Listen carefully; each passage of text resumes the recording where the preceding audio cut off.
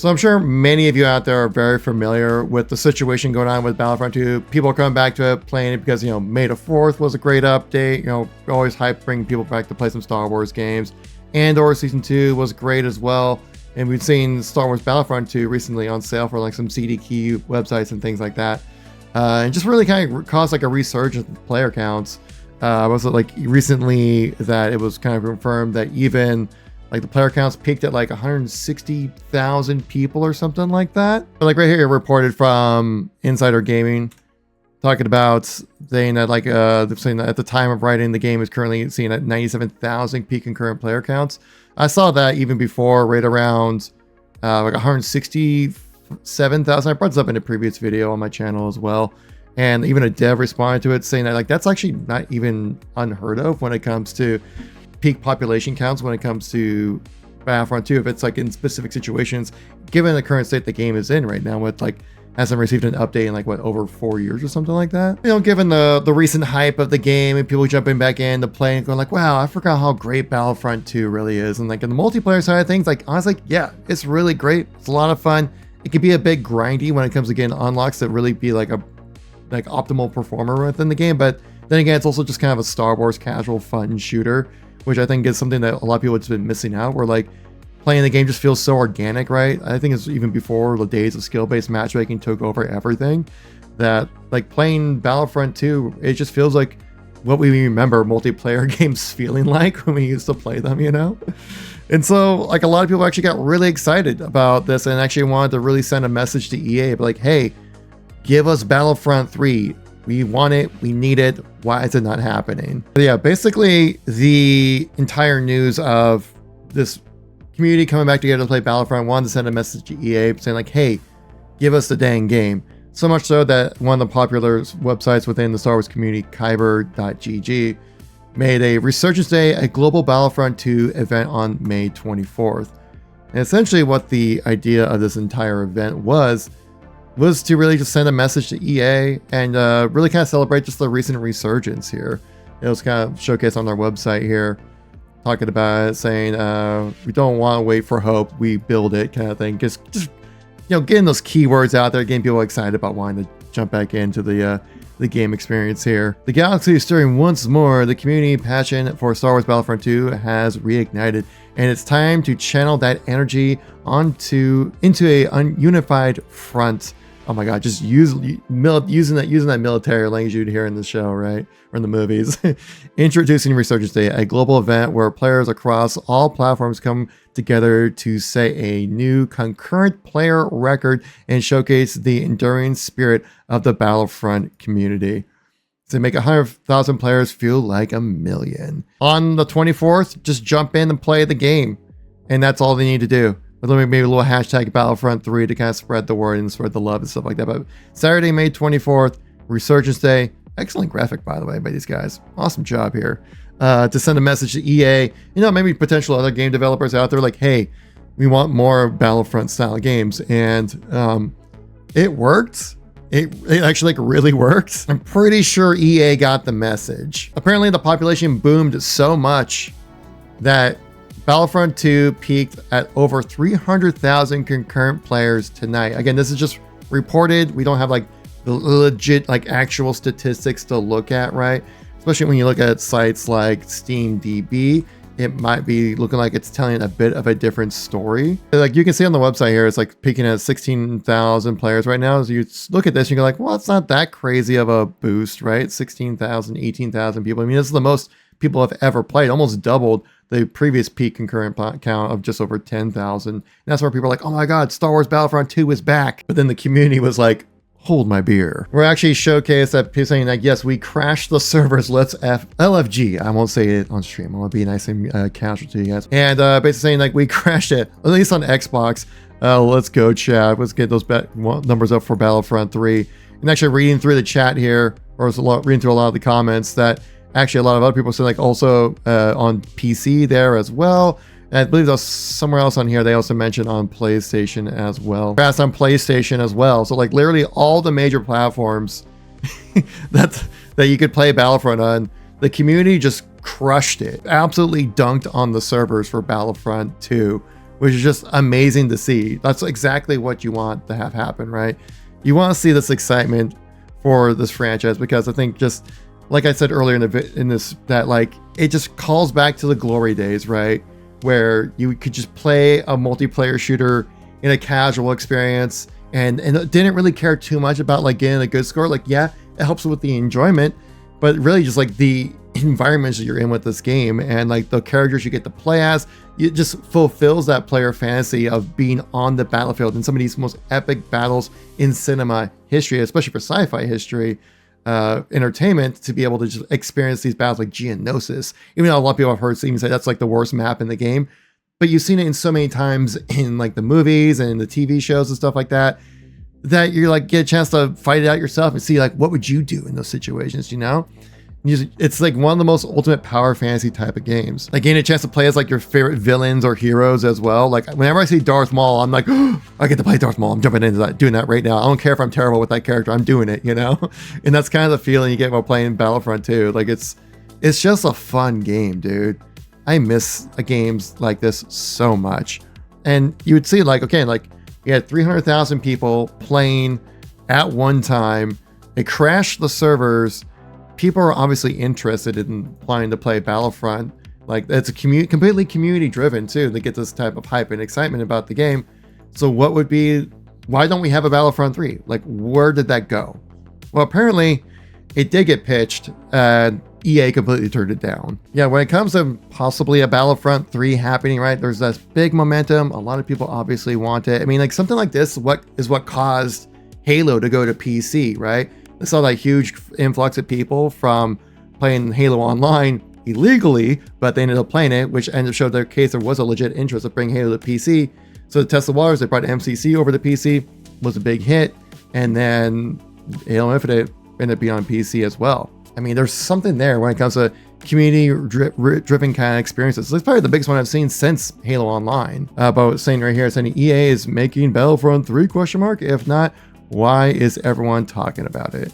But basically, it was pitched long ago, back in the day. So as of rumors of Battlefront 3, well, last I heard, it was likely never going to happen.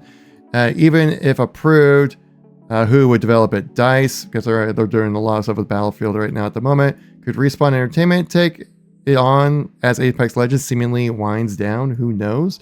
Another thing, you know, I found this previously on the channel. I couldn't really find it right now at the moment, but Battlefront 3 was pitched to EA back in the day, but eventually got shut down, really just because of money. That's literally the only reason why, and not because they didn't think they'd make.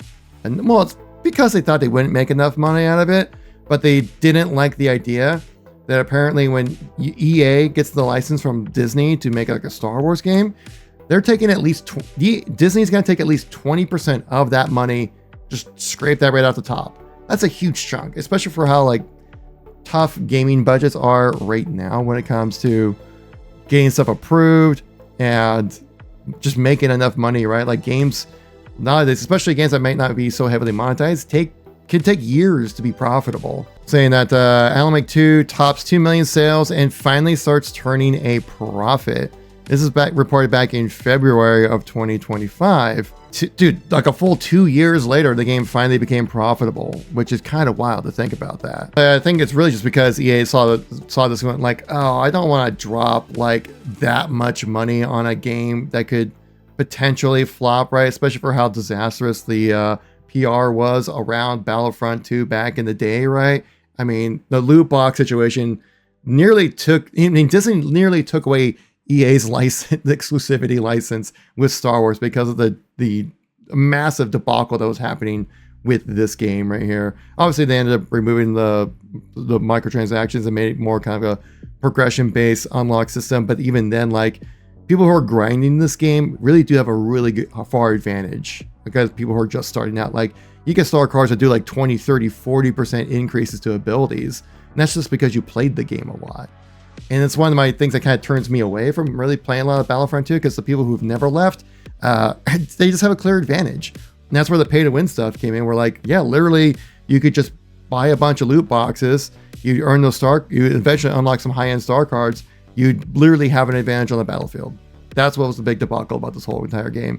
Like, yeah, having like Darth Vader, I think, was like blocked off initially. I think Luke Skywalker has some kind of unlock, but you had to like play like for 30-40 hours to get the unlock for Vader. Kind of wild, kind of ridiculous to think about that kind of stuff. So that's kind of where all this drama came from, the whole thing. So maybe just EA kind of looks like, it was like, oh man, it's just like, it's a lot of drama, it's a lot of just it's just a lot. And maybe and it's not even guaranteed to make a profit when it comes to a game like Battlefront 2, sadly, just because of how high the budget is, how many people would require it, the bandwidth of studios needed to be able to make a game like this. Like, I can see why EA might just go like, you know what, it might not even be worth it, especially when you're just instantly losing 20% of profit just because of the licensing fees and things like that. And they're probably just going like, well, we can just make just as popular of a shooter and have it be like an original IP, because EA has plenty of that stuff out there where they can actually just probably honestly be just as popular as a Battlefront 3, but without having to deal with the 20% licensing fee, you know what I mean? But I mean, you never know. Maybe there could be another developer out there that could get out and like make a large scale battle mode kind of experience in Star Wars. I mean, it just wouldn't be Battlefront. But honestly, like Ubisoft could come out and make like a shooter that's you know, Star Wars theme, that's like large scale stuff and all that kind of things. But like, even then, like Ubisoft, but you know, they're struggling with the money as well. And I don't see Sony financing that either, because they've had to cancel so many live service games that like maybe the only one that could really pull it off would be like Xbox with like one of their studios or something. You know, maybe Activision could step up and, you know, partner up or with Disney to make something like that. But then again, they're still going to deal with that 20% discount on the sales, or just 20% cut, I should say, to make a Battlefront 3 possible. Right now, the gaming industry, at least the AAA side of things, are just going through such a wild transformation when it comes to functional profit margins and sustainable business models that won't fatigue the audience to an insane degree, because we all agree we're all pretty much wasted on live service games, and we're kind of over it now at this point. Yeah, we got to this point because they're the most profitable versions of these games that these publishers can make. I would be shocked if we never get like another Star Wars shooter type game. It might be much more of like a single player kind of experience or something, but maybe having Battlefront come back in some kind of capacity, I think it would be a very tall ask. You know, there's definitely an audience for it.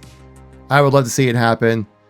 But maybe just like financially, it just won't really fully cut it when it comes to making sense. But I think there might have to be some other kind of way. I don't know if we can get like a full game the size of Battlefront 2 again, with the full campaign. You got the co-op mode. You got the full multiplayer experience with Supremacy and was it Galactic Conquest? Galactic Conquest isn't even in this game either.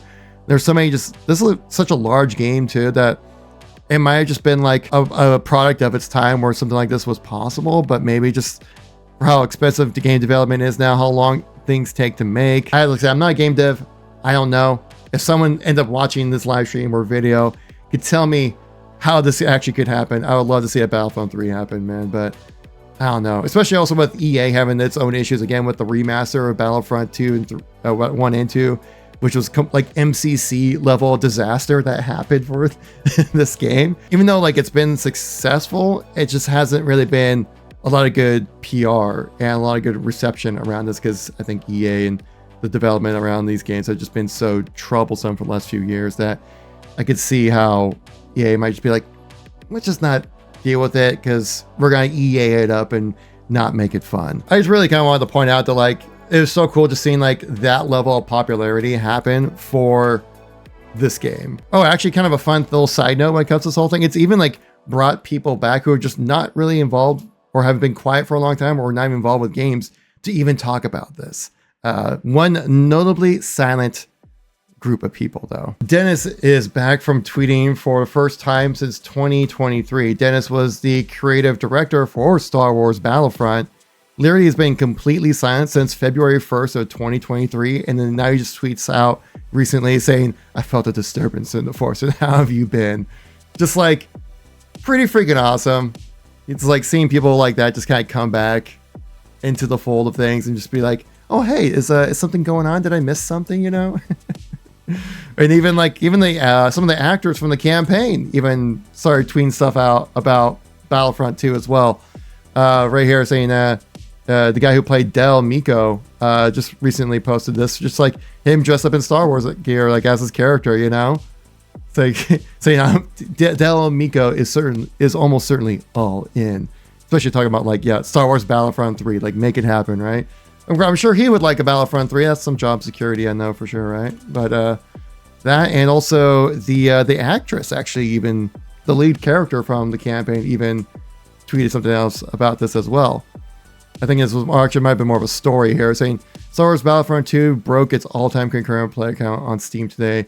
And the game is 8 years old and has not been updated in almost 5 years. Good things live on. She kind of replied with that. So it's just so cool to see that like the people involved with Battlefront 2 are even getting like engaging with the community in some kind of capacity, just being like a little tip of the hat, you know, be like, hey, I see you there.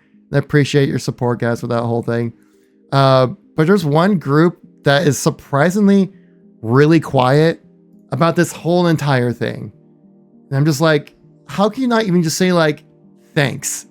You know, I think you guys might know where I'm getting at with this one there, if you can probably connect the dots already. EA Star Wars Twitter account has said nothing about this. They said May the 4th.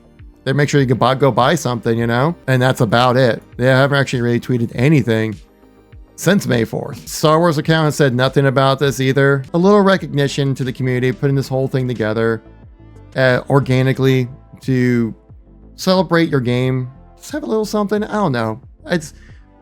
I know it's not supposed to, it's not needed. One little tweet would gain them so much good credibility amongst the player base. But hey, I'm not the social media manager over at EA Star Wars, or Star Wars, so I don't know, man. It's not like they completely brought this game back from the dead or anything like that. I mean, just look at Microsoft most played games and actually cracked the top 15 most played games right now, more than Apex Legends, more than, it's even on sale as well. You can at least like push the sales while you're at it, man. Come on. If I was a social media for those guys, I would say something.